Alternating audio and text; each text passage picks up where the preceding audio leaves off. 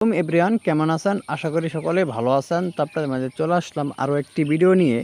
তো আজকের ভিডিওতে আপনাদেরকে দেখাবো ইমোতে কল যায়, কিন্তু ইমো থেকে বের হয়ে আসলে কেউ কল দিলে কল আসে না। এই সমস্যাটা কীভাবে আপনি সমাধান করবেন? তো আমাদের অনেকের ক্ষেত্রে দেখা যায় আমরা ইমোতে যখন থাকি কেউ কল দিলে কলটা আসে, যখন আমরা ইমো থেকে বের হয়ে আসি কেউ কল দিলে সেই কলগুলো আমরা আর পাই না বা নোটিফিকেশন আকারে শো করে না। তো এই প্রবলেমটা কিন্তু অনেকের মোবাইলে দেখা দেয়। তো কীভাবে এই সমস্যাটার সমাধান করবেন তার পুরো প্রসেসটা আজকের এই ভিডিওতে দেখিয়ে দিব। তো ভিডিওটাকে স্কিপ করবেন না, স্কিপ না করে সম্পূর্ণ প্রসেসটা দেখে থাকুন, তাহলেই বুঝতে পারবেন।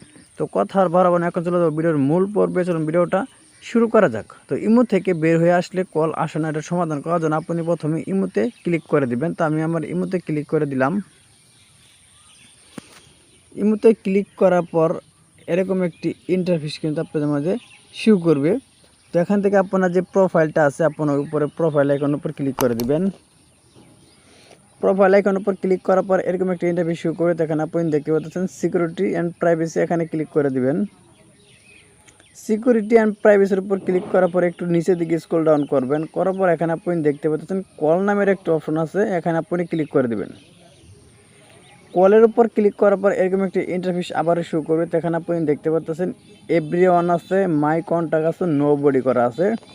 যদি আপনার নো বডি করা থাকে, আপনি যখন ইমোতে থাকবেন কেউ কল দিলে সেই কলগুলো পাবেন। যখন আপনি ইমো থেকে বের হয়ে আসবেন তখন কিন্তু সেই কলগুলো আর আপনি পাবেন না।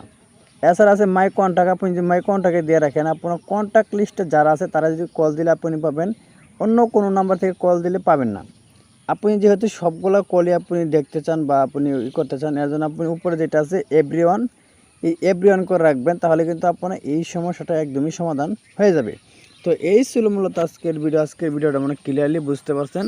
তো আজকের ভিডিওটা যদি ভালো লাগে অবশ্যই একটি লাইক করে দেবেন, আর প্লিজ চ্যানেলটি সাবস্ক্রাইব করে আমাদের সাথেই থাকবেন। তো সবাই ভালো থাকুন, সুস্থ থাকুন, আল্লাহ হাফেজ।